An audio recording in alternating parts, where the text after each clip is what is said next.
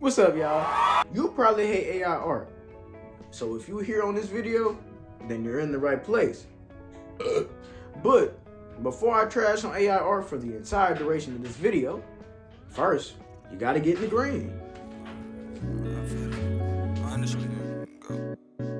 Can't say how I'm feeling inside. I wanna be sealed, but got too much pride. I wanna be sealed, but I really heal. This video is gonna be me trashing on AI art basically. But there are 3 essential questions that need to be asked when it comes to, this whole topic involving AI art.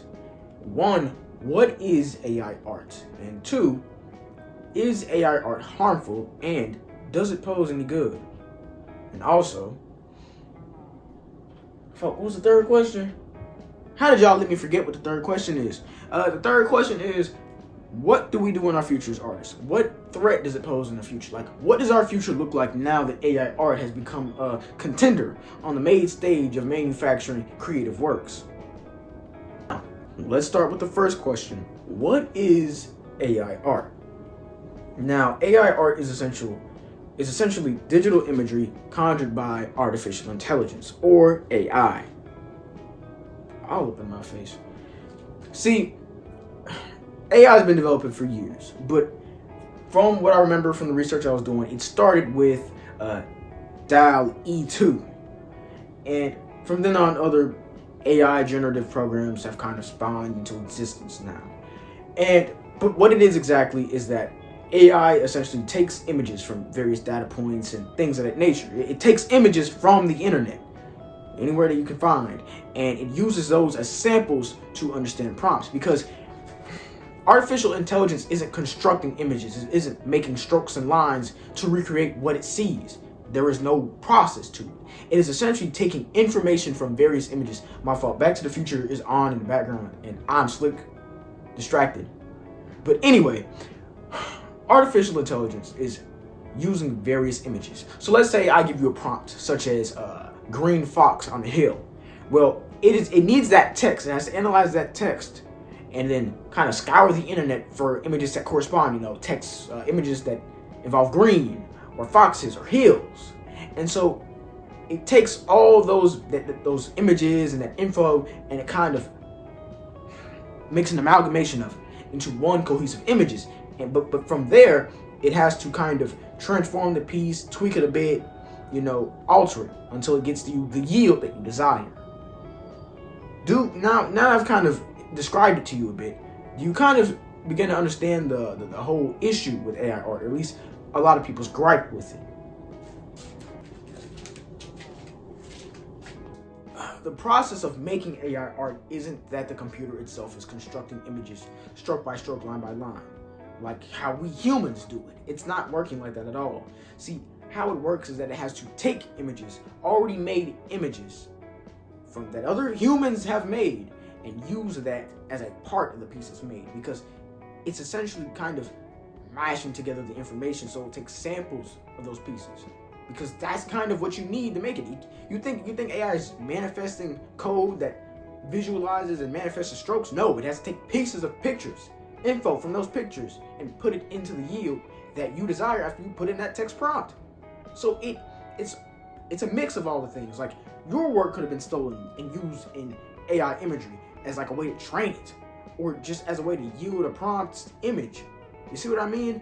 There's theft involved, and that's one of the reasons why people aren't liking AI art. But that's just one of the reasons people aren't liking it.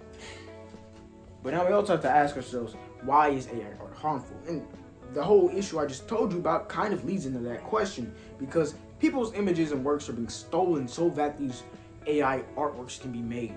That's the only way they can even be constructed, is through pre-existing image in software.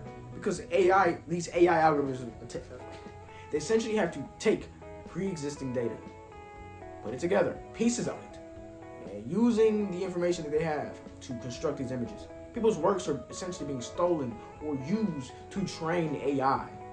My fault. Back to the Future is on in the background, and I'm kind of distracted. But you kind of see the issue. People's works are being stolen. They're being exploited, and now they're kind of being overshadowed. Because I think there was a controversy recently where people are, they're using AI art and they're putting it in contests. I was reading an article because I was trying to do a little bit of research for this video, and someone sold some AI artwork for like $432,000. No effort at all. No artist was contacted, no concept, just words in a prompt. An image was made from that, and then that image was sold for $100,000. Like, do y'all not know how messed up that is? How harmful that is to artists like us who are actually making stuff, who are putting our experiences into pieces and constructions. Our souls are in these works. And it's being stolen and becoming something quite soulless and technical. Something very devoid of all the things that kind of make art the amazing thing it is, which is the process and the emotion. See, AI was kind of already a threat to, our existence in the first place. I mean, we had media about it, where robots get angry or they become polluted by human errors, and they wreak havoc on us. They take over the world, or we suffer as a result of our own creations. And with the whole issues of, AI voices and deepfake images, the stuff you see now is so real you almost can't even tell the difference. And slowly the barrier between us and AI seems to be like it's whittling, like it's thinning out. And that horror, that fear you feel when you see how close AI is getting to reality, I feel those fears too. And so we can relate in that manner. But when it comes to our future, which is the third question, how will AI affect our future? I think we as artists just have to be more, vigilant on protecting our works and being more critical of AI art. It has no place in this community, I'll be honest.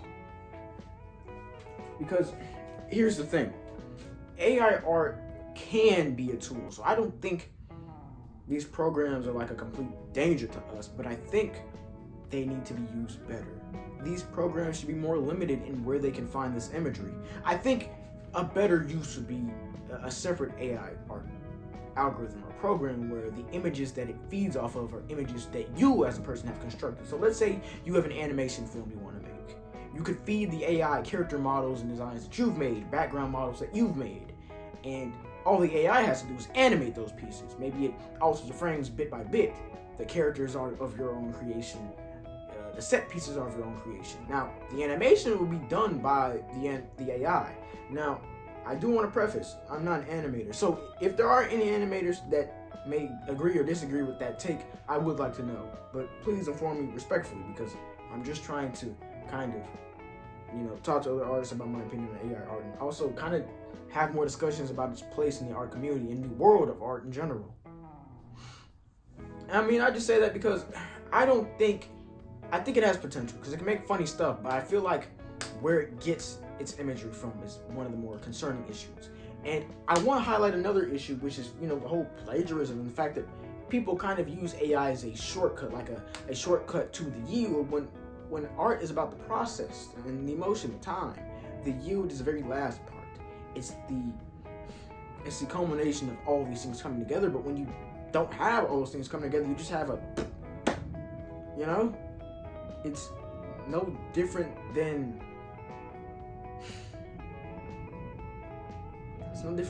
feces. You didn't get to eat, you didn't get to smell the food, you didn't even get to digest it, you just get poop. That's what this is. Because I guess art is like food.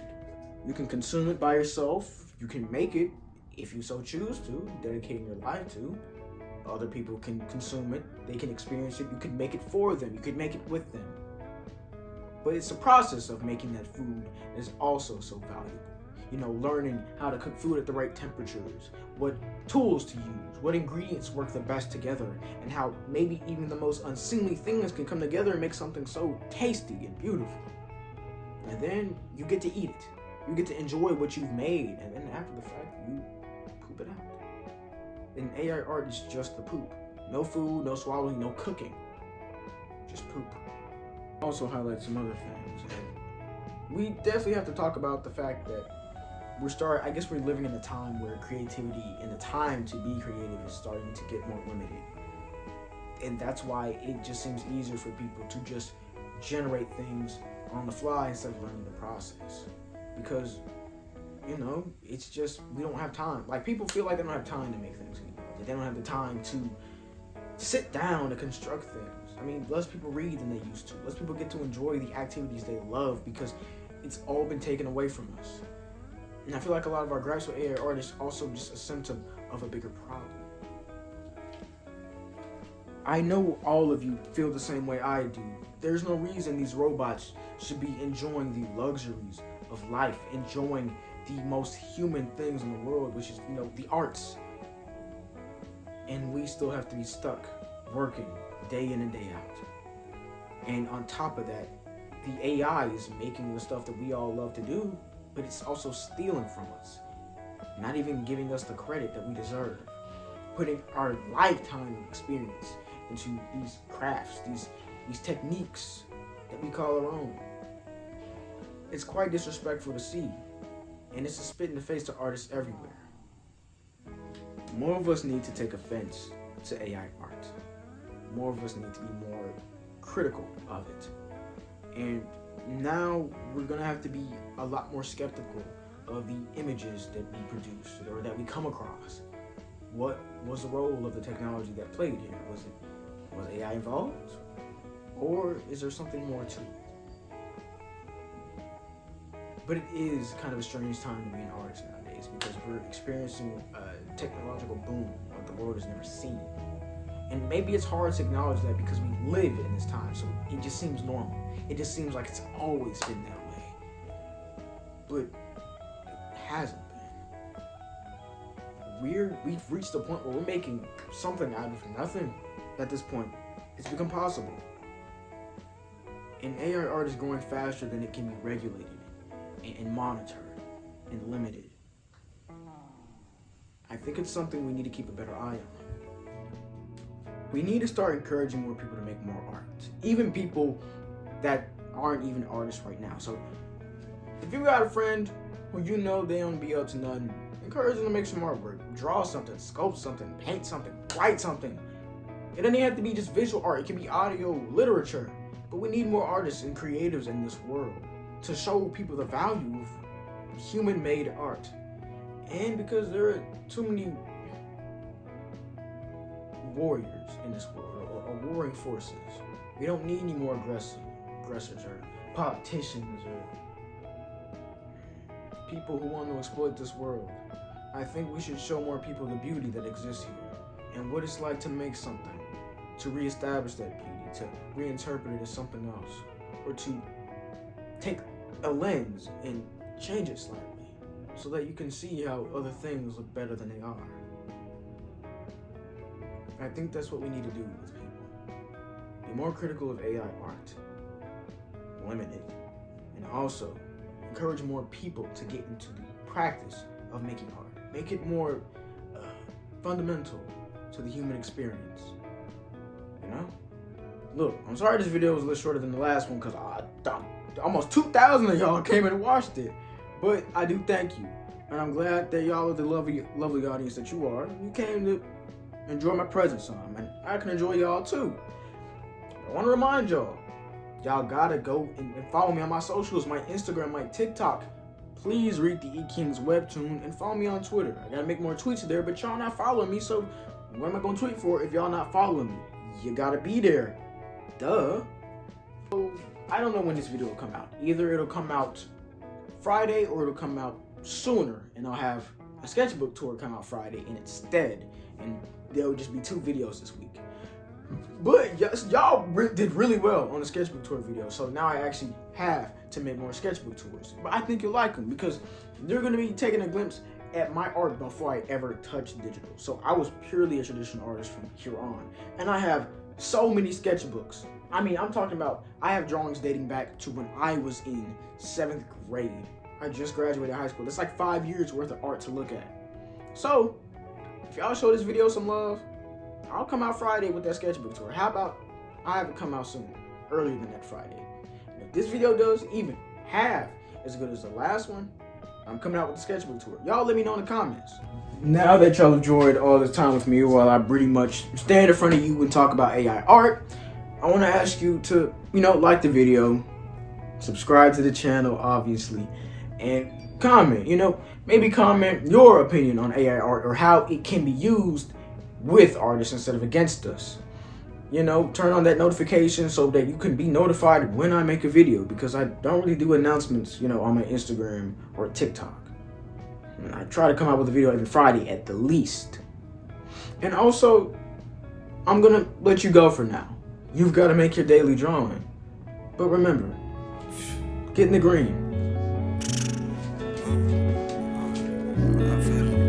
Honestly, go. Can't say how I'm feeling inside. I wanna be sales, but got too much pride. I wanna be sales, but I'm really here. Don't really like here, but I tell ya.